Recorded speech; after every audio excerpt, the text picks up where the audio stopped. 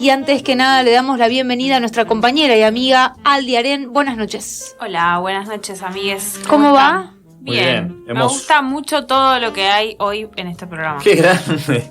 Es que es la mujer lenguaje. Sí, claro. Por eso aprovechamos tu presencia para que participes en este momento del programa. Y vamos a agradecerle también, porque está esperando en línea a nuestra primera entrevistada, Luciana de Melo. Luciana, buenas noches, ¿cómo estás? Hola, buenas noches, ¿cómo están? Muy bien. Muchas gracias por la invitación.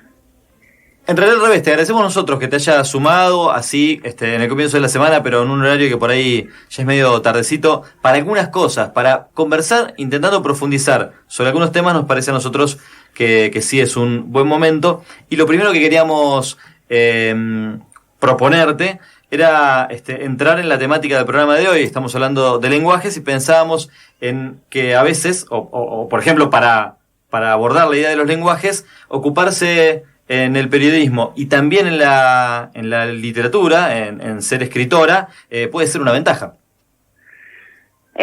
Sí, digamos que es la herramienta con la que trabajo. A veces es una ventaja y a veces es una desventaja. Uh-huh. Digo ventaja en el sentido de estar consciente del lenguaje todo el tiempo es como con los psicoanalistas, ¿no? Un poco se atosiga, pero sí, es la herramienta que más conozco. Los bailarines trabajan con el cuerpo, ¿no? Claro. Los actores están, bueno, con la palabra también, pero es donde me muevo más, con más confianza, por así decirlo. Uh-huh. ¿Y qué encontrás ahí? Y quiero meter la cuchara en eso que decías, trabajas con más confianza. ¿Qué encontrás ahí que por ahí, no sé, otros periodistas tal vez encontramos o encuentran en la radio, por ejemplo, o en otros espacios, y vos evidentemente encontrás algo en el lenguaje, en las palabras, que no está en otro lado para vos? Una manera, por un lado, una manera como de organizar el mundo que habito o el que pienso, pero al mismo tiempo una manera de perderse también, ¿no? Escribir, sobre todo ficción, pero también periodismo, por lo menos el que yo hago, que es el cultural, las reseñas de libros, de entrevistas, sobre todo el momento de la escritura de ficción es perderme un poco y dejarme guiar por los sentidos que se van formando a medida que voy entrando en una escena, en desarrollo de una imagen. Entonces es un alivio, por un lado, poder vivir un rato en otro lado, digamos, de otra manera, con otras reglas de juego, en otro tiempo. Pero por el otro también es muy, en mi caso, no hablo por mi experiencia de escritura, limitante.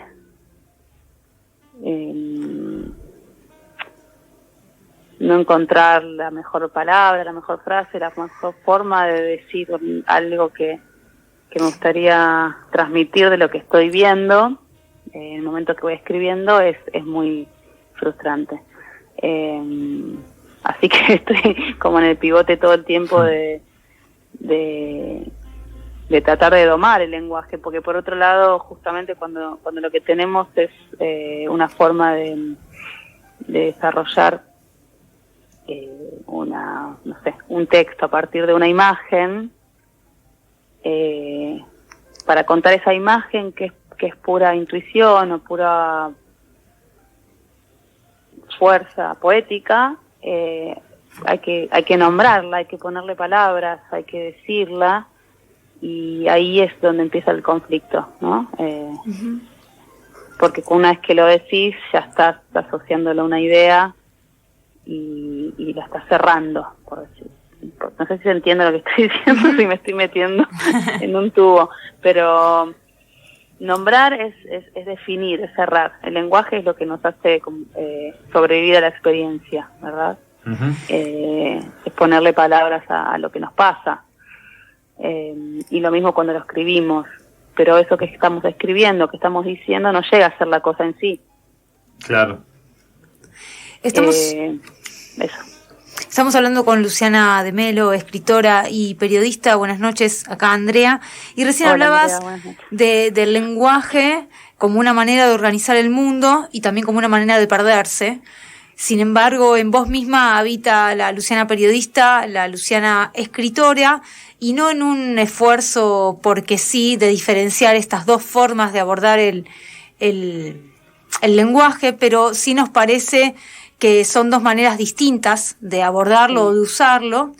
Pero mi intención es preguntarte lo siguiente: en el periodismo, de alguna manera, lo político, el posicionamiento que tengas, y lo ético deja muy en claro cuál es tu territorio y por ende cuáles son los límites sobre lo que vas a escribir o dejar de escribir, qué palabras vas a usar, porque cada una de tus palabras van a ser políticas y la pregunta que hagas o dejes de hacer es un posicionamiento y eso se entiende. Ahora parecería que en la literatura, en esto de perderse, en el buen sentido, habla de que se desdibujan un poco más los límites y que hay más licencia. Ahora la pregunta es si crees vos que hay necesariamente entre quienes ejercen la literatura una necesidad de establecer límites políticos para que no todas las historias se amparen en bueno, esto es ficción, ¿no?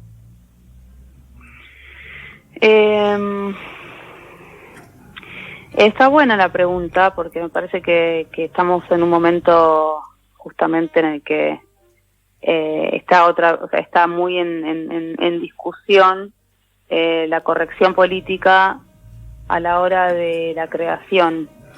Y justamente algo que me está interesando mucho en este momento también, que es esto de la cultura de la cancelación. A mí me parece que a la hora de escribir una pieza de ficción, una obra de teatro, un cuento, hasta una crónica, que estamos más yéndonos, ¿no?, de género, pasando a lo que es no ficción, lo que se llama no ficción, que es ficción también. A mí me parece que no, en el momento de escribir no hay que estar pensando en qué es lo que se está diciendo a nivel político, porque si no, no funciona así para mí. Claro. No funciona para mí no funciona así, tampoco para mí no funciona la idea de decir, bueno, voy a escribir una novela que se trate sobre esto, o un cuento que muestre cómo las mujeres son maltratadas o donde haya violencia de género para que pueda mostrar. A mí no me funciona así y no es el tipo de literatura que a mí me gusta leer, donde hay un intento de bajada de línea de algo que el autor quiere estar por delante de la obra, en el sentido de este es el mensaje, mi mensaje al mundo. Claro. Y va a ser una obra pamfletista y más comercial que cualquier otra cosa, digamos, que cualquier película de Disney, por decirlo de una manera. Claro. Entonces, las obras de arte, y cuando digo obra de arte hablo de, bueno, lo nuestro es el lenguaje escrito, ¿no? Ajá.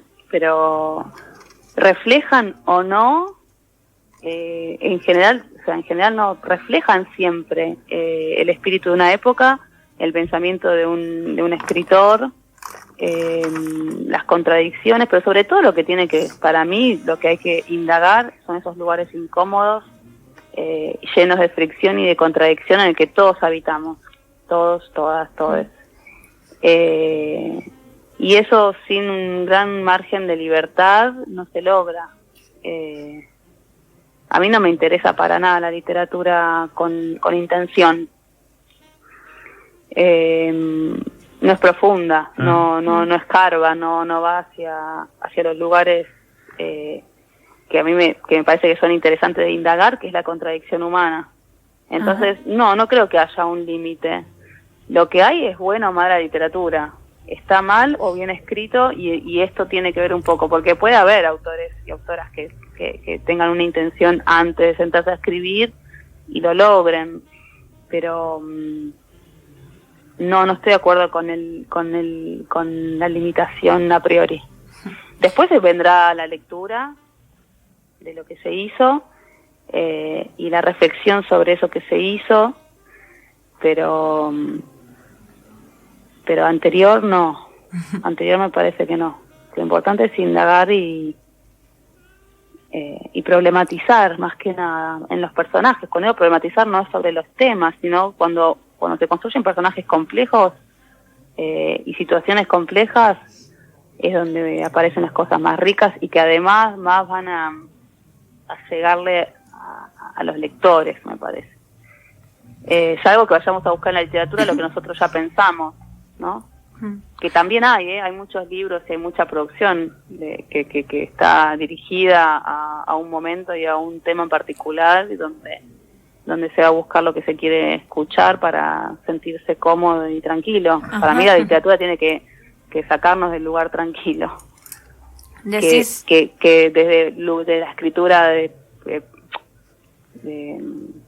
no me sale, perdón que estoy un poco ya cansada, periodística, solemos ser más afirmativos, ¿no? Sí, se habita más por ahí la corrección política, ¿no? O uno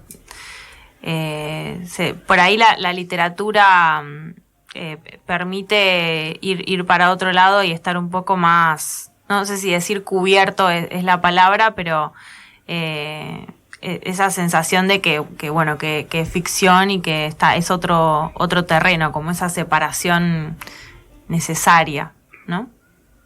Sí, me parece que pasa por ahí, y me parece que el periodismo nunca es obviamente objetivo, se escribe desde donde uno piensa y habita y pasa por la experiencia, pero también es necesario darle voz a lo que nos es difícil escuchar. Uh-huh. A mí me parece que tenemos hoy en día, para mí el movimiento más grande o más rebelde es hacerle la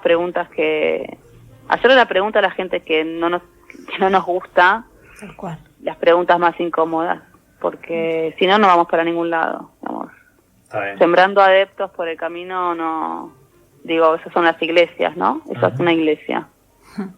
Estamos hablando con Luciana de Melo. Ella es escritora, es periodista y es autora de un libro que se llama Mandinga de Amor, su primera novela editada por Six Barral. Y también hay una edición que es la que yo tengo, que es una edición especial del 8 de marzo que salió hace unos años de Página 12. Y hablabas recién, Luciana, de habitar la incomodidad o las contradicciones, que es una de las cosas que también mueve este programa, no solo de hoy de lenguaje, sino todos los Radio Encastre que hemos hecho hasta ahora. Es algo que intentamos buscar o que buscamos. Y Mandinga de Amor es una gran novela incómoda. Me parece que ahí no solamente decías que te interesa leer literatura incómoda, creo que también encontraste ahí o creaste un universo desde el lenguaje y desde la frontera y los límites que es incómoda y asfixiante, y lo digo en el mejor de los sentidos. Y bueno, la importancia ahí de el uso del lenguaje para narrar, en el caso de Mandinga de Amor, voy a spoilear, pero eso no quita que tengan que leer, vayan a leerlo igual, porque la experiencia pasa por otro lado, pero narras ahí una historia de abuso con una complejidad que creo que es la que merece, pero sin cerrarlo, digamos. Vos decías recién que ponerle, nombrar es definir, y a mí me parece que si bien lo definís, no cerrás para nada, porque hay una relación compleja de abuso. No está ahí, el abusador como el lobo, que malo monstruo que viene y llega a mitad de la noche y se va, sino otro entramado que creo que lo que decía recién conforma un universo desde el lenguaje. Sí, gracias. Sí, esta es una historia. Yo pienso que también es una historia que con respecto a esto que decís de el abusador, el violador, el hombre que llega, no es un monstruo que entra por la noche y se va. Yo creo que esto en general en las relaciones intrafamiliares, en los abusos intrafamiliares, es como sucede. Y por eso está también el tema de la culpa, ¿no?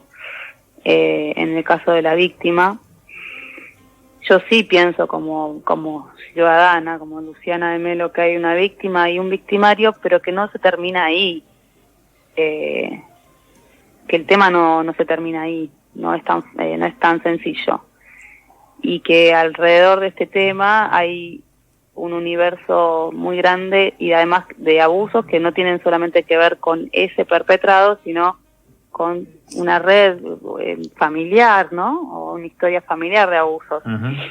En los diferentes vínculos. Está el de madre e hija, está el de marido y esposa, el de padre e hijo también, el de Estado ciudadano, ¿no? Entonces,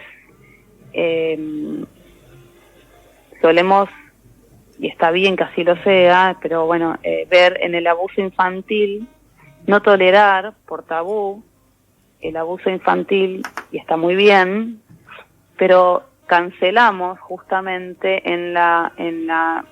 convirtiendo al abusador en un monstruo, cancelamos la complejidad que tiene ese hecho en sí. Uh-huh. Y entonces queda del lado de afuera, ¿no? O en la guillotina, como queda, bueno, estos monstruos hay que matarlos, hay que mandarlos a la caja y se nos termina el problema, y el problema no se nos termina. Claro. Ahí. Por eso a mí me interesa mucho la mirada de Rita Segato, que muchas veces es citada o recortada o mal leída, o a veces puede ser que también no estemos de acuerdo con lo que opina, pero a mí, de todo lo que escucho siempre sobre el tema, ella es la que me parece más de las miradas menos tranquilizantes, digamos, ¿no? Cuando dice esto no es una patología, sino que es un sistema de poder en su mayor expresión, o en una de sus mayores expresiones, me parece que va un poco por ahí, y que es una cadena. Así que, bueno, sí, me costó en ese sentido. Creo que la novela también explora ahí también el límite del lenguaje, el portuñol, ¿no? Como las mezclas, distintos tipos de fronteras que se van armando, y bueno, y salió así, y fue no fue una linda experiencia, fue una experiencia penosa de muchos años. Claro. Porque me costó mucho escribir esa novela, pero porque me iba revisando con el tiempo qué es lo que sobre qué estaba escribiendo, ¿no? Por esto que decía, están las imágenes, y a partir del desarrollo de las imágenes se va armando para mí la escena, y a partir de la escena el diálogo. Entonces es algo que tiene como una vida propia que va, y que muchas veces mientras escribía pensaba qué horror estoy escribiendo, ¿no? Como qué pienso sobre lo que está pasando en esto, qué pienso yo, y quería como controlar el curso ético moral de la escena, y trataba, porque además con mi oficio de leer para escribir sobre lo que leo, Uh-huh. me estaba todo el tiempo haciendo de autocrítica literaria. Entonces, pero bueno, gracias ahí a la ayuda de lectores, amigos y amigas, pude frenar la máquina del juicio, de mi propio juicio, y dejar que los personajes hicieran lo que tuviesen que hacer y fueran para lo que tenían que ir. Y Es coherente con lo que decías antes respecto de no buscar o tratar de no limitarte, o de no verte influenciada por la Luciana periodista, ¿no? Claro. Así que hay un montón de coherencia, aunque imagino yo que debe ser un gran esfuerzo.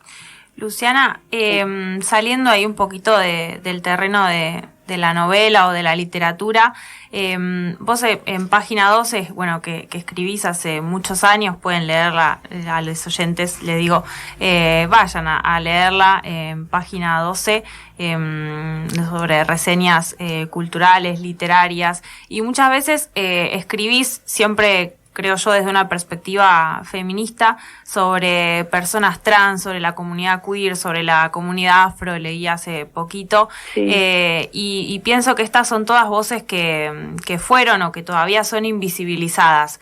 ¿Te parece que el lenguaje ayuda a transformar estas realidades que visibiliza? Porque también puede invisibilizar el lenguaje, ¿no? Sí, por supuesto, me parece que es súper interesante y súper importante lo que está pasando con el uso del inclusivo y también por todas las formas que fue tomando, ¿no? Y sobre todo me encanta que se armen los líos que se arman en torno a eso y que moleste tanto, ¿no? Digo, donde hay molestias porque alguien está jodiendo, ¿no? Y está jodiendo un tipo de pensamiento único o a lo sumo binario. O sea, es más tremendo en un grupo de padres de la escuela o no sé, o en una cena familiar hablar con la E. A mí me cuesta un montón, por ejemplo, meter la E y doy clases y meto una en 10 y bueno. Y es un intento, justo volvemos a esto de la incomodidad, ¿no? Es un intento incómodo porque además a veces rima y suena espantoso. Les alérgiques, dijo hoy Andrea Pérez Calle al comienzo del programa. Claro, Y casi no sé, me meto bajo la alfombra y me autocensuro yo misma. Sí, yo cuando escribo a veces pongo la X porque no quiero leer la E, que me haga rima en todos lados, ¿no? Porque... Ay, tal cual. Pero bueno, entonces, pero lo importante es que somos conscientes mucho más que hace 5 años atrás, que cuando decimos a mí lo que más me parece más, en mi caso personal, me parece más llamativo y me genera más alegría que cuando tengo que usar la O, estoy mucho más incómoda que cuando tengo que usar la E. O sea, que cuando me retracto y de repente meto la E o hago A, O sea, dejar la O como único símbolo, como único signo en la frase, ya me genera un problema. Y antes no me pasaba. Hace un par de años atrás no me incomodaba. Y ahora me incomoda. Entonces, eso me parece que es fantástico, es buenísimo. Es buenísimo porque está entrando en nuestro pequeño cerebro todo esto que estamos dejando de lado. Y aunque la E, digamos, en el futuro se transforme en otro signo ya tenemos ahí un problema a resolver, más que nada la marca de una problemática, ¿no? Uh-huh. Dentro de nuestra habla y escritura, que ya está instalada, y eso es genial, y me parece que es muy elocuente que genere tanta aberración.